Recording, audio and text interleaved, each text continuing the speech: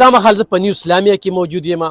دې کې چې کومې جینکې ټاپرې راغلي دي اول دویم او دریم پوزیشن یې اخیستی د هغوی سره به د خپل پوج حوالې سره بیا آرمي چیف صاحب چې کوم تقریر کړی چې د زنانو تعلیم دا ډېر اهم دی او دې کې چې څوک هم رکاوټ جوړېږي نو د هغوی بیا خیر نشته دی.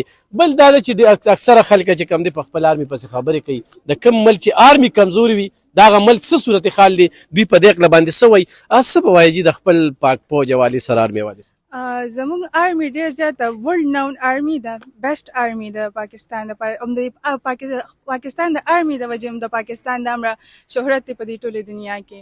او پاکستان آرمي ډېر زیات بیسټ په کنټري کې هم پاکستان آرمي ډېر زیات هر څه کړي دي. اوس چې زموږ خپل اگزامپل واخلو خپله کیپي مخکې زموږ دا صدر قصه خواني بازار څنګه او څومره رش هر څه به پکې اوس چې آرمي پکې راغلی ده څومره سوفیسټیکیټډ او څومره پاک ځای شوی دی. کوم خلک چې آرمي پسې خبرې کوي شهیدانو پسې خبرې کوي هغوی ته څه پیغام ورکوي؟ اصل کې چې څوک آرمي پسې داسې ډېر خبرې کوي نو هغوی ډېر زیات سیاست سره ډیوټډ دي. نو چې څوک سیاست ډېر زیات ګوري نو هغوی به آرمي نه خپله دغه جوړېږي. آرمي د فرام ډے ون دا سکوپ یې دی همدا به وي. آرمي ښه ښکلې بیسز دي او ښه ښکلې خپل فوج باندې خپل کار ښه ښکلې کوي. خو دا چې کوم کس خلک یې دغه کوي نو دوی سیاست ته ډېر زیات ډیوټډ دي او همدا سیاسي خلک دي چې دوی د آرمي په باره کې دغه خلاف هر څه واخلي. تاسو هم پوزیشن واخیسته؟ فرسټ.